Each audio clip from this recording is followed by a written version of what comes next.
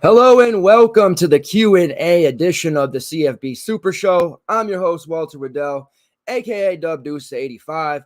Saturday morning, 8 a.m. on the West Coast, 11 a.m. for those of you on the East Coast, like a whole nother land over there. You guys have been up for hours.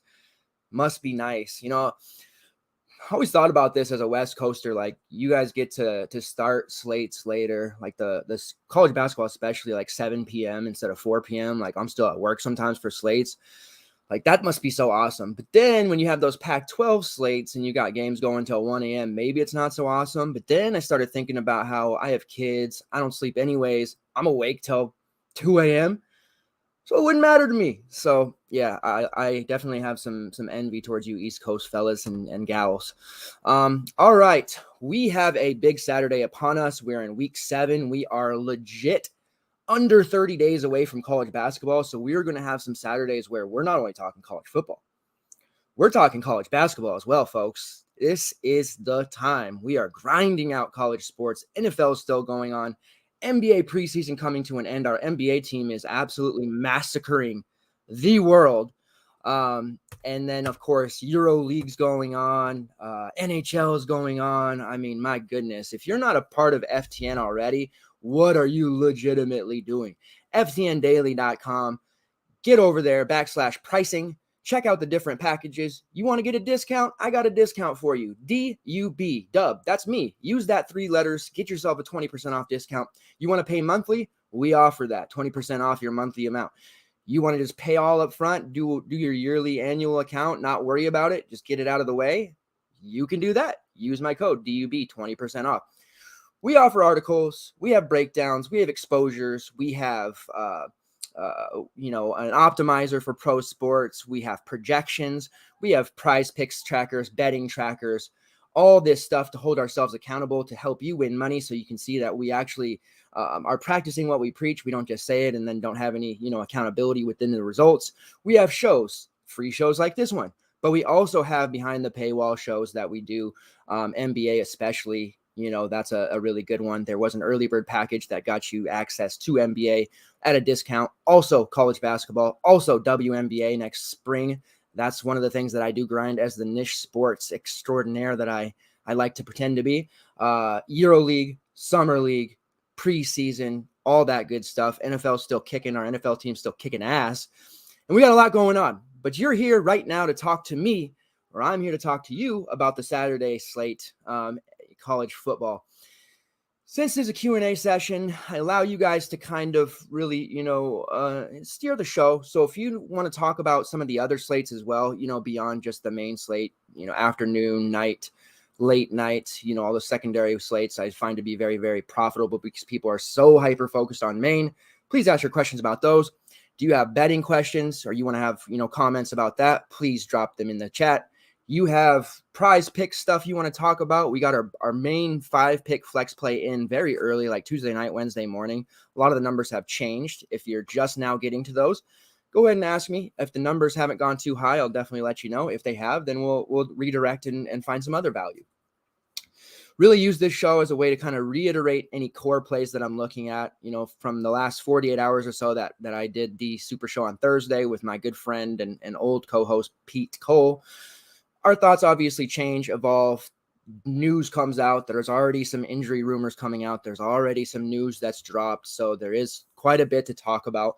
Let's start off with the injury news. And again, please make sure you interact, whether that's responding to the thread on Twitter, here in the chat on YouTube, or in Discord. I will be answering all of those questions throughout the show and all of those aspects. So definitely text, DMs, wherever you got me. All right, let's run through the news.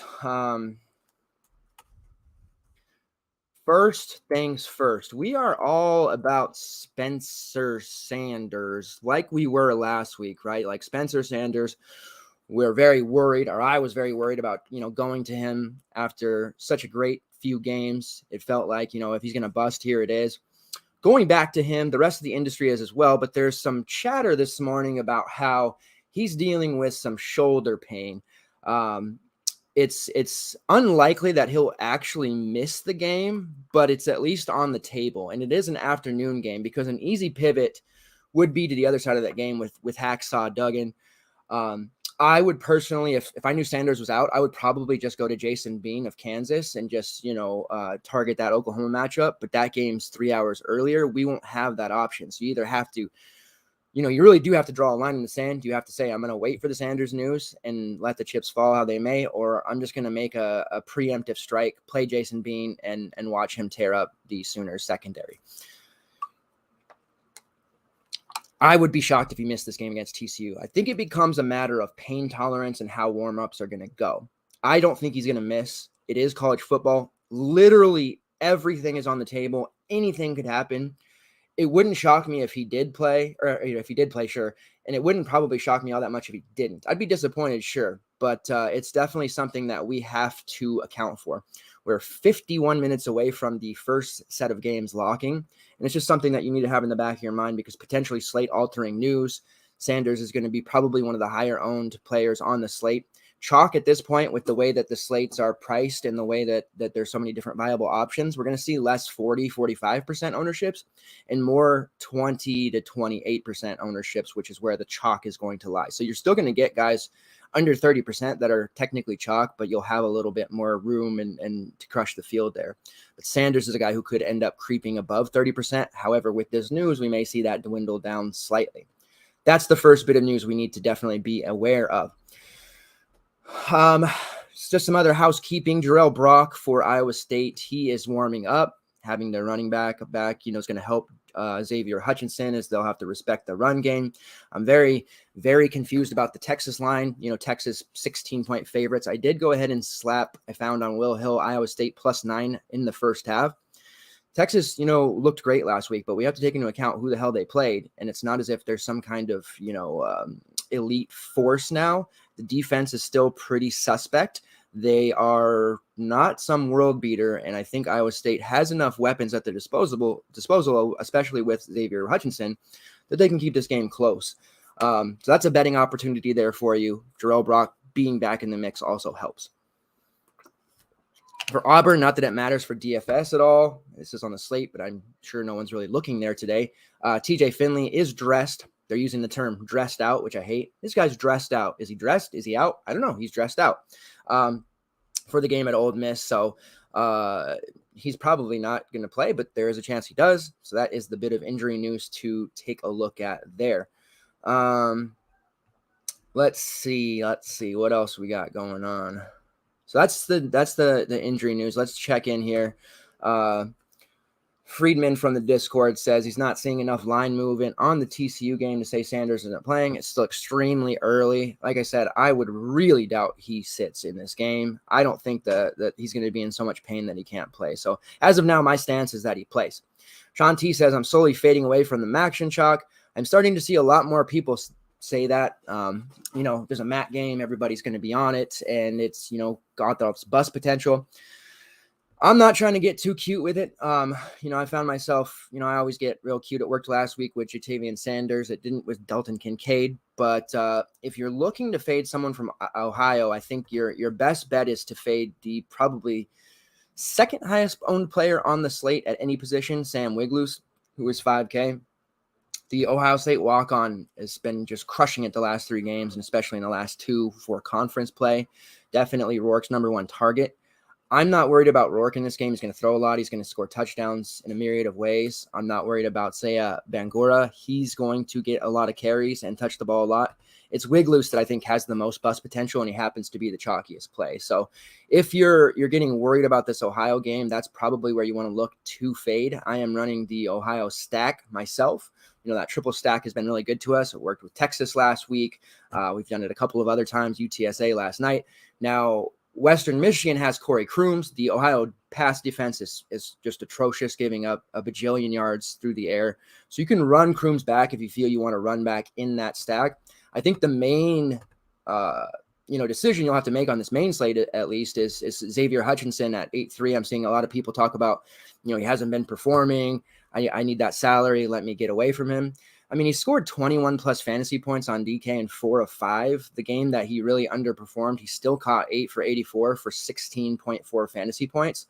I know that's not paying the bills at 8-3, but it's also not torpedoing your lineup. And with so much value and speculative, guys who have, decent ceilings, but very low floors, and there's just a myriad of bust potential there, I think it makes sense to just play Hutchinson, and you can do so as well. If you're playing Rourke at quarterback, you can easily fit Hutchinson into your build, especially if you're going to run Will Mallory, the value, kind of the chalky value wide receiver this week. Technically tight end, but yeah, you work with me here. And there's a couple of other cheapies that you can really look at between Jaden Reed, who's down there in the low 5K range. And you can fit Hutchinson, I think.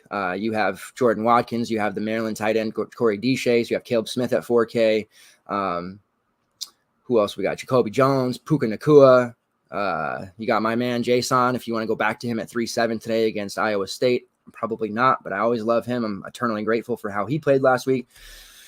So you have all these value plays. Running back position, most people are underpriced. Rocket Sanders, the highest owned, at least projected wise, running back. He's clearly underpriced. Bangura's underpriced. Devin Neal's underpriced. Henry Parrish is underpriced. Jahmyr Gibbs is underpriced. So none of the running backs are really priced accordingly, except maybe Dom Richardson. And I think that we can fit Hutchinson pretty easily, and I am more inclined to just play him if the masses are starting to find a way to jump off. Because, again, yes, I know we want more than 8 for 84, but if that's the floor I'm guaranteed with this kid at 8-3 who's getting peppered with 10-plus targets a game, then I'm just going to roll him because he's probably going to get upwards of 25 to 30 fantasy points today. And I just want to plan on having that, especially with my lineup being so afternoon heavy. I've got a couple of these morning guys, Hutchinson being one of them, Mallory potentially being one of them, and then a Kansas guy, which at this point is looking like Devin Neal. However, if I'm not playing Neal, then I think I need to play Jason Bean. That's the stance I'm taking. People keep fading against Oklahoma. They keep getting punished, but then the next week comes and we're fading against Oklahoma again. I don't get it. So I'm going to keep exploiting that until the rest of the field catches up. But Xavier Hutchinson is it's a really hard fade. Texas is not some world beater all of a sudden. So I do want to caution anyone who's planning to fade him, because you look at these wide receivers, Tinsley, Holden, Mims, not paying up for them. Jalen Hyatt's pretty high against Bama. I'd probably rather go Brew McCoy. And then do we believe that, Quentin Johnson for TCU is suddenly going to be a massive, stud? Is he back? Is he here now? Or is he going to regress back to what he was the first 3-4 weeks? Jaden Hasselwood, we're almost never paying. Davis for TCU, he's too expensive. Theo Weiss is too expensive. Burton, Jarrett, it doesn't become playable in the 6K range until we get to Rakeem Jarrett and Corey Crooms. So you can definitely make this Hutchinson play work. All right, what else? James, rolling Deshays, Mallory, and Hutchinson. No reason, right? Just talking about Hutchinson. No reason to fade Hutchinson and squeeze in Wiggs for Hutch and Hyatt, or Crooms over Deshays. Okay, yeah. So I don't, like I just said, fading Hutchinson seems maybe a little too cute. Wigloose is going to be major chalk. Like, we're talking, he will be in the 30% range, maybe even higher in cash. He's one of the few that I think will. Yeah, Daniel, you're growing my beard out, brother. I had it last summer too, but I went to trim it and I messed up. So I ended up shaving it, and now I have it back, and I will no longer be trimming it. I'll be paying someone to do it. But yeah, my beard's rolling. I like Corey Crooms over Deshays. Yes. If you faded Hutchinson, then you can do a lot. Like I've been playing with that as well. Like, it's Hutchinson, Mallory for me, or it's Crooms and like a Grimm, or a Kansas wide receiver next to Crooms, which I think is fine, but I'm probably leaning towards maybe the more, popular Hutchinson Mallory route myself. So that's kind of where I'm looking at, James. Deshays is fine. I think he's really got a lot of touchdown equity, but I'm not feeling like I have to play him by any means, but it is the year of the tight end. So keep that in mind. Jester drank too much last night, still up bright and early supporting my boy. Thank you, sir. Drink it, man. Me and Scott are pretty similar in age. He might be a little older than me. I'm not sure, but my drinking days are definitely over, man, because I can't be staying up drinking. And then with these kids I got waking up early or barely sleeping and having a hangover, this doesn't work for me. So better you than me, man. All right. My man from NC State, the Wolfpack connoisseur. If I'm double stacking Jaren Hall, it's Puka Nacua and who? And it's going to be Cody Epps. Now, you won't believe it unless you've been in the Discord, but Epps is actually the guy that, whenever BYU's on the slate that we have talked up and played when, let's see, let me pull it up here. When Keanu Hill was getting all that chalk talk and massive ownership after his game against Wyoming, it was really a blip to me. I thought that Cody Epps had been getting a lot of targets. He's just as good as Hill. At the time, he was cheaper. Let's go that direction. And Hill did catch a touchdown that game against Utah State, but then you saw Cody Epps ascend 586 in a touchdown match. Then last week, 4 for 102 touchdowns against Notre Dame. He's actually scored in 4 straight. His price is only 4.1K. If you're running the afternoon only slate, I think Cody Epps is absolutely the lock of the century on that slate, only at 4-1 because you don't have Hutchinson available to you. You don't have Mallory available to you. There's a couple of other options that we were using on Maine that we don't have. My number one favorite BYU wide receiver at this moment in time is Cody Epps, even with Chase Roberts expected to come back and he's going to dress out and warm up, and we'll see how that goes. I think Epps is he's just become one of Jaren Hall's favorite guys, and Hall has a tendency to really lock in onto a guy, and for a few games he'll really pepper him and play him a lot. And I think, between Romney and Nacua, they're not healthy. Like, they're playing, but they're nowhere near the 100% level that we're accustomed to seeing them, and it shows in their play. Arkansas secondary, their pass defense has been just real below average. One of the reasons that we were so high last week on Will Rogers was because of the fact that Arkansas just can't defend the pass. Rogers came through with almost 403.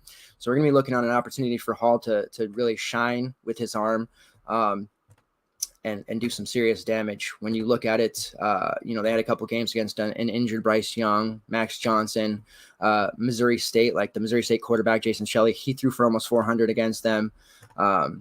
Spencer Rattler almost threw for 400 against them. I know he's been struggling. Ben Bryant threw for 325 against them. So this is a real good matchup for Jaren Hall. The running game not quite as strong for BYU this year with Algier up to Atlanta.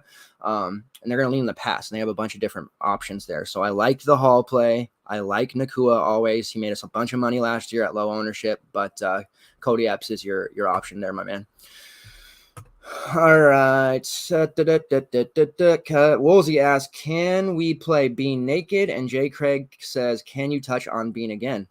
All right. Yes. So for some reason, every week that goes by, we find the opponents for Oklahoma to be very low owned, except for Bijan Robinson last week, of course, but he's always low owned.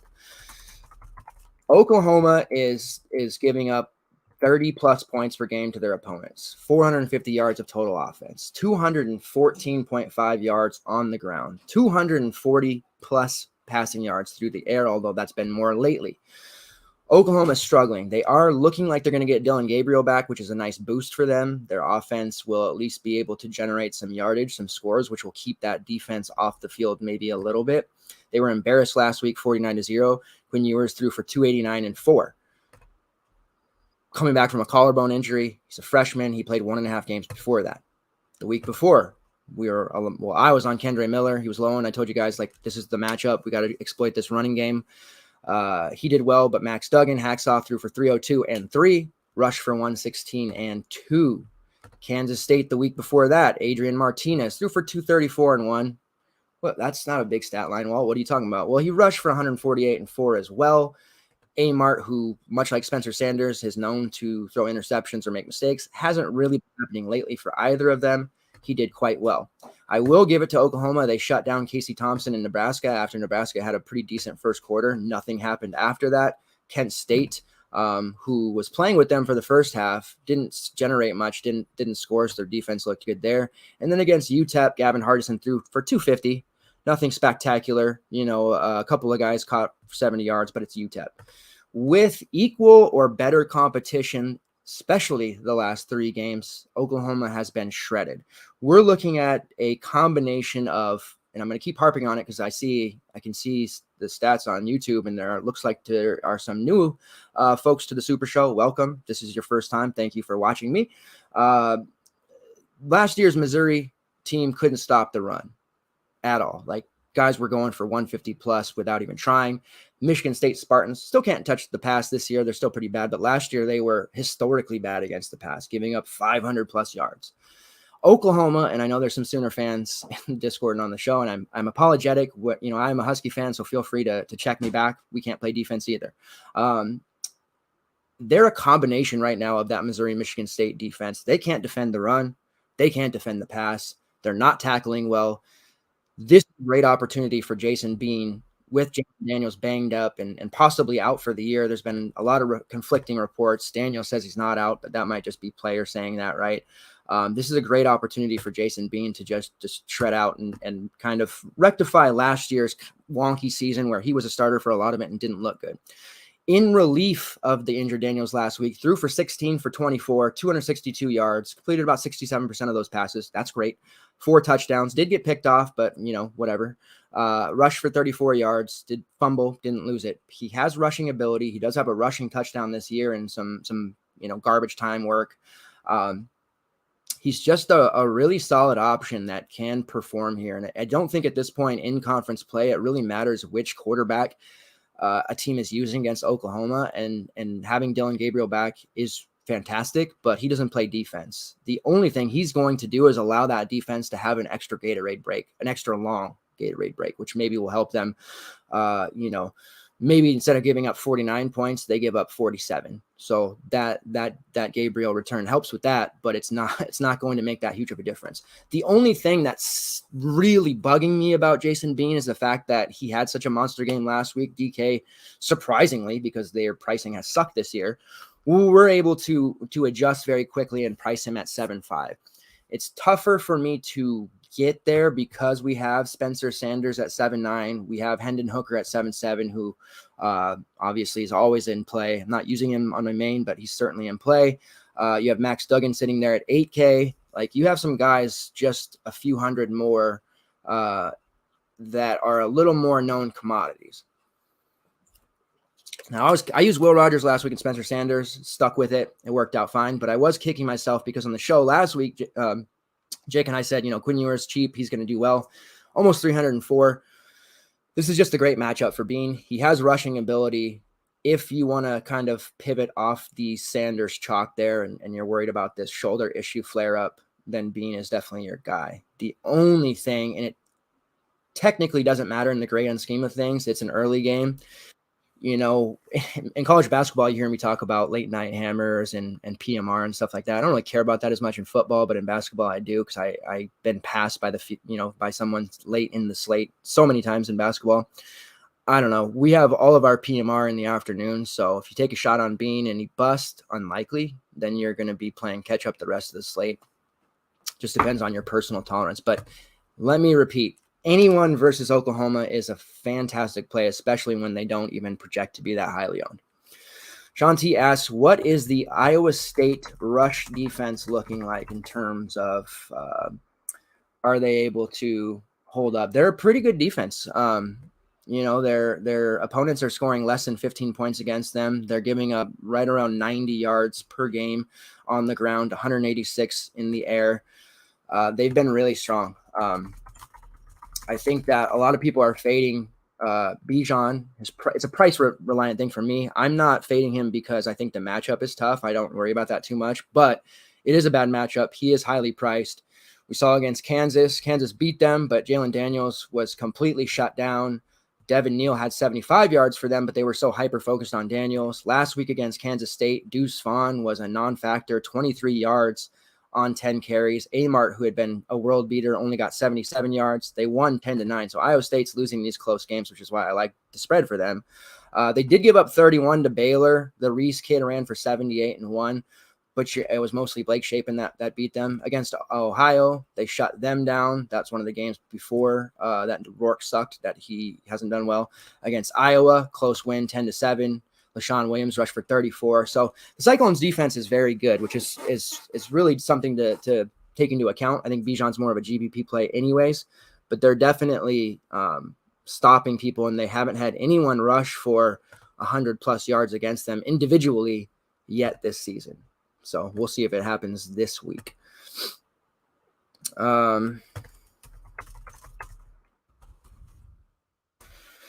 Double QB 4 running back build this week. Ask my man, don't Embiid my status. I'm the big 4 running back guy. We will have a slate today for 4 running backs, but today we're doing 2 QBs. There are enough running backs to make it work, but I just think that we're in the 2 QB set a lot more than we were last year. On the late night 3-game set tonight, there are a bunch of injuries at quarterback and not very good quarterbacks. We're going to run, Cordero from San Jose State. And there are 4 to 5 running backs that are viable on that particular slate. I'll talk about that later in the Discord for those of you that want to play. But on this main slate, we are doing double quarterback. All right. If you're heavy on Hutch, wouldn't construction theory lead you to Texas with a low on double with Worthy and Sanders? Yeah, this is where the NFL run back and stacks and all that have comes in. It's less needed in college football. That's just my own personal take. I've seen more often than not optimals or profitable lineups not have these quote unquote run backs. It's a lot more necessary and needed in NFL. Jason Sanders was very good for us last week. Always love him. Worthy's fine. What's going to probably happen is this game's going to be, one of those 17-14 type of things. Hutchinson just gets so much of the targets. His target share is extremely high. So you don't necessarily have to stack up against Hutchinson to be profitable. This could be a low scoring game, and Hutchinson can still have, 12 catches for 130 yards, and the rest of the game just be really quite bad. He's getting peppered with 10+ targets pretty consistently. Let's pull up here. Have a target share sheet. All right. So he has about a 36% target share, which is pretty damn high. Knocking on the door of 80 targets. Looking at it, so just starting at week 1 and going on, 19, 11, 13, 19, and last week was 16.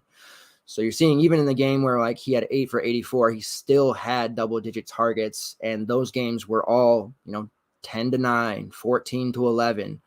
The Baylor game was the high-scoring one, but majority of the time we're seeing these games where if you would have stacked Kansas State because you were so heavy on Hutchinson, you would have lost your ass. And I think that applies here in this situation, and college football is just so much different than NFL in terms of, there's a mental aspect. These guys aren't pros. They, sometimes waking up early for these guys applies more in basketball. My friend Saw has done some research on this. I'll talk about that during CBB season. But you just don't need to stack up a game where the total is probably going to be lower, and Iowa State's going to make Texas work, even though it's a road game. They're going to make them work for every point, every yard that they get. So I don't feel we need a run back, but I do think we could, Ohio, the max slate where it's going to be a lot of points, and we know that for sure. Like if you're playing 2 to 3 Ohio guys, then running it back with Corey Crooms, that makes sense to me. That's a scenario in which I think you want to have it because there's going to be high scoring. And if you don't have Crooms, then maybe you kind of cap your upside a little bit. So it's very DVP / game dependent for if you need to stack. Where in the NFL, it seems like regardless of what that total is going to be, you need to have that run back more often than not, just because of the way that those guys play. They're pros and shit doesn't bother them as much as college kids. So again, 19 and 16 targets for Hutchinson in the last 2 games. Neither of those games, the teams got to 20, 14-11, Kansas won, and 10-9, Kansas State won. And he had over 15 targets in both games. So I don't think so, but anything can happen, right? Let's see. Sanders' situation makes me nervous. Just going to roll with him and pivot to Duggan rather than play Bean now. Don't want to disrupt my Neal lineup. I am in agreement there with you, James. I'm heavy on Devin Neal. 2 weeks ago when I noticed a deficiency in Oklahoma's defense, I was very, very heavy on Kendre Miller. Ended up working out. He was super efficient. He had less than like 18 carries, which was nerve-wracking, but it really did work out. Duggan went off. I still want to play Neal, even though the quarterback situation against Oklahoma is great. And then, if you have the couple $100 to go up to Hacksaw over Sanders, if something, God forbid, he doesn't play, then that's definitely the play to make. There's some other quarterbacks on that afternoon slate that we can look to as well. Baby Tua's there. You could go Graham Mertz. Don't probably recommend that. Garrett Schrader, Jaron Hall, KJ Jefferson, who's only 6'4". Like, to me, I could see myself possibly just jumping over to KJ Jefferson if something happened to Sanders. Like, say you don't have that couple $100 to get to Duggan, you're maxed out. You can go to Jefferson, and then you can turn around and upgrade one of your other spots that maybe you're a little uncomfortable with, and thus you're now getting into a higher level of play because KJ Jefferson is underpriced. It's just we don't really have a place for him right now with the Sanders and Rourke being the primary two quarterbacks that are the best on the slate, at least in my opinion, and the rest of the industry. So there's a lot of options, so many good games. You have Hendon Hooker on that part too. I mean, the early slate games aren't that great, so you should probably have quite a bit of PMR to play with, and there's endless swapping opportunities. That also means we can tinker our lineup, play with it, and then when something happens that affects us negatively, we can say, damn it, I had this guy and these 50 other guys in my lineup at one time, and they're going off. Damn it.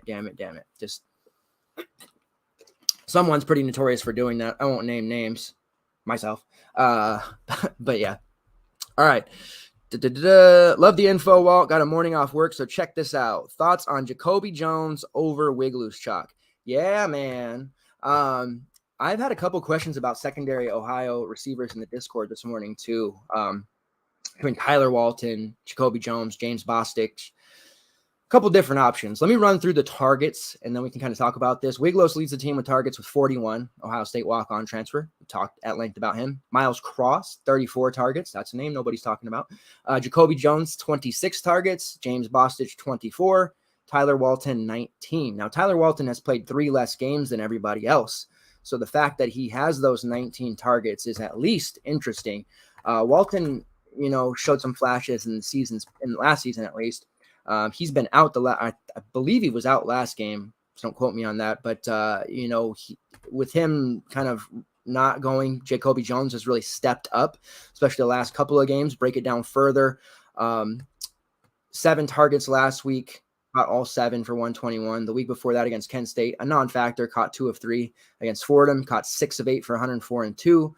And then before that, with Walton around, he had 4, 1, and 3. So definitely a viable option, not a main team play because of that, wide range of outcomes, but definitely notice that he has had 100+ receiving yards in 2 of 3. Rourke is certainly looking his way. He can be had for relatively cheap. Was it 3.6? So he's definitely a good there. That's great alt play, afternoon lineup play, large field GPP, maybe that $20, $50K to first GPP type of thing. You need a guy like that over Wigloss, because I do think Wigloss has major bust potential today, and it could definitely happen. I think that one second here. Oh, that's not great. Never good when you get a text from the missus when you're done with your show. I need you to come in here ASAP. Woo! Can't wait to see what that is. All right. Anyways, yeah. So Jacoby Jones, it's not going to end the show now. I'm just going to go on. Jacoby Jones definitely in play as a value option. There are a lot of values that we can look at. I will kind of go over them real quick here once again. Will Mallory, Corey Deshaies, Caleb Smith at Virginia Tech. Jordan Watkins at 3.9. If you think Ole Miss is going to throw the football again a lot, I don't necessarily think that's the case. Puka Nacua, Shamir Dike, who went off last week. If Heisman, Graham Mertz is going to show his face again. Brew McCoy, who I know is not true value, but 5.8 with what his work has been. Luke Schoonmaker is still 3.8. Ramel Keaton is 3.9, and Jatavian Sanders still sitting there at 3.7. a lot of different options that you can look at. Two cheap wide receivers, probably the play again. It typically is each and every week. Milton LaFleur says Tyler Van Dyke 5K. Yeah, man, they're running a spread. Like last week, they went to the spread, right? And that's why a lot of us are going to Mallory. He's had 10 targets in each of the last 2 games. Caught 8 for 115 against North Carolina. Everybody wrecks North Carolina. Virginia Tech, not as good a matchup. Like I kind of want to get away from him, but at the same time, at 3-5, I don't really know, who I would want to go to. Van Dyke is an excellent tournament play. He's like a primary play for that $50K to first $20 GPP. 57 pass attempts against North Carolina. Even the games where they were running a little bit more, threw 32 times against Middle 10, 41 times against Texas A&M, 29 times against Southern Miss. The blowout game he didn't have to throw, but he's got a lot of passing attempts. So if they've truly opened up this offense and it's going to continue, then he's certainly worth a look. I do think, depending on just how healthy Jalen Knighton is, how much Henry Parrish. I mean, we just saw Israel Abankanata go for a 300 plus and 6 touchdowns. So this is a great running matchup. Knighton, has been kind of dealing with injuries all season long, and I think Parrish is going way overlooked. So I kind of like that aspect over Van Dyke, but Van Dyke is the guy I want to see extra draft, so I'd love to see him go off. Eric Gray with Dylan back. Is that Llama? So I didn't know your name was Daniel Villanueva. All right, Llama in the house. I didn't know that was you, brother. Eric Gray, yeah, he's definitely going to get less attention than he was. The Oklahoma running game actually was a hell of a lot better without Gabriel, it seemed like, on a consistent basis, but 7-5, no one's going to use him going against Kansas. Definitely worth a shot. I'm going to have to go soon, it sounds like. All right, and then favorite 2 cheap running backs. I don't know how cheap you are looking. Like today, I'm in that 5K range. So Bangura and Devin Neal, 5.5 and 5.7. If you need cheaper than that, it gets a little tougher. Parrish at 4.8, I think is probably one of my favorites. And that would be the cheapest I'm going. I'm looking much more at the cheap wide receivers instead. You also have the Western Michigan running backs like Ladarius Jefferson sitting there at 5.2. Ohio's defense is real bad. Jefferson and Tyler tend to split the carries, and he gets receptions from time to time, even though Tyler's the reception guy. So you can definitely look at those options as well. Favorite spreads, give me a second, I'll give you that.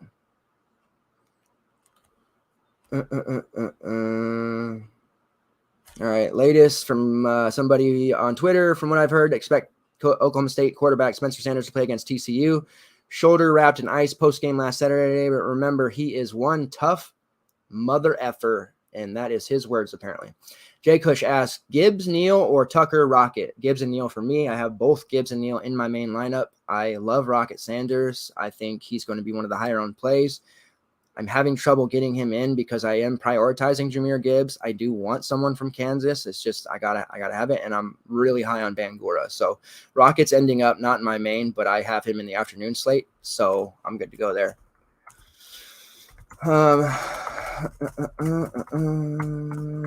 All right, let's see what else. I'm gonna ask what PTP means. I don't know why DraftKings has that, but probable to play, I think, is what it is.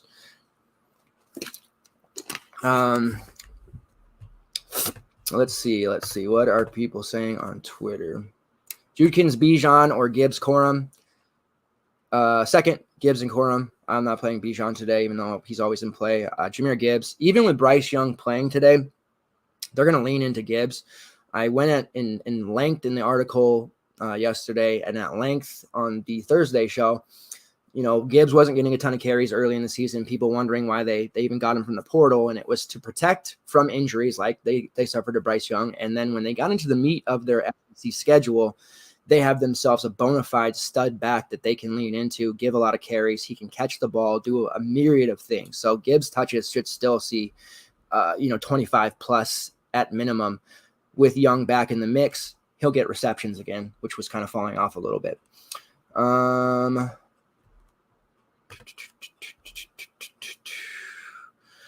My man Sports Memoria, it's a guy that I have met through the trading card industry and WNBA, says he's firing up Mad Max either way. He's a big Max Dugan guy. Every time he fades, he goes off. Every time he plays, he does okay. So we'll have to see how that happens. All right, favorite spreads. Let's go. Let's take a look here and see let's see what the old sports book has now, because things change. Also, for PrizePicks, I know some of these lines changed. I'm still heavily on Jaden Ott of California.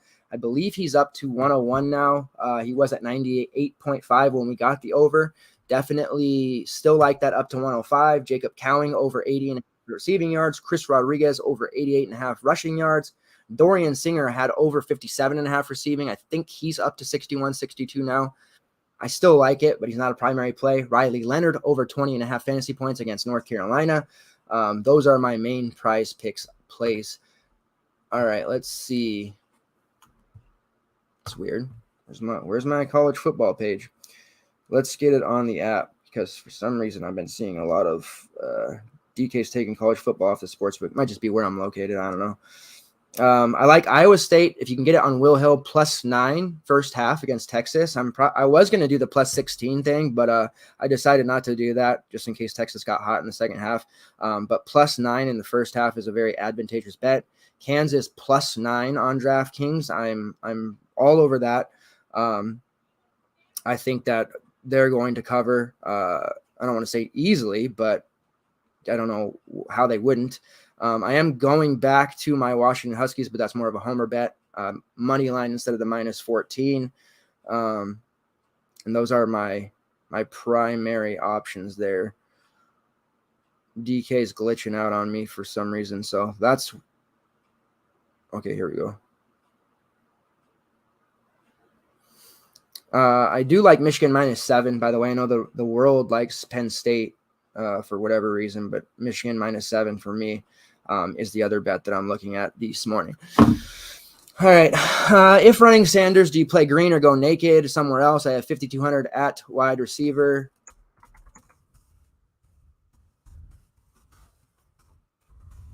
Green is fine. I think Oklahoma State's wide receiver situation is kind of tough to really get behind. If you have 5,200 left, Luke Grimm is sitting there for Kansas. If you're not playing Devin Neal, you have Jaden Reed at 5-1.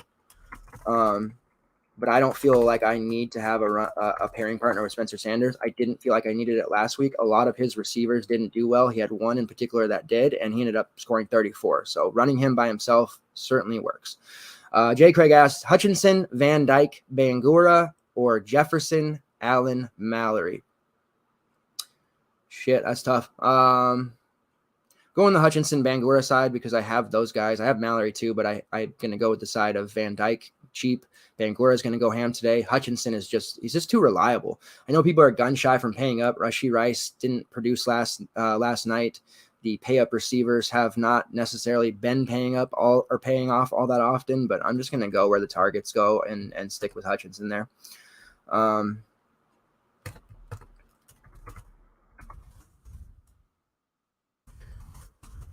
right. I've got a couple more questions here. Jester's giving some plays. Rocket Sanders over 104.5. Dig it. Florida -2. The mighty Jester giving us some plays. All right. I think that is it. I have to go see what awaits me in my bedroom back there with the kids. Don't get excited, guys. It's nothing fun. I assure you, it's nothing that you'd see on Brazzers. It's probably going to be something that I have to clean up. So appreciate it, everyone. Best of luck this weekend. I have Michael Govier. Well, I don't have him, but he's doing the article for the night slate. That'll be dropping in the Discord and on FTN. I'll be covering the late night slate in the Discord. Let's win lots of money. PrizePicks, betting, and DFS. Thanks for the continued support. Let's go bink that 50K.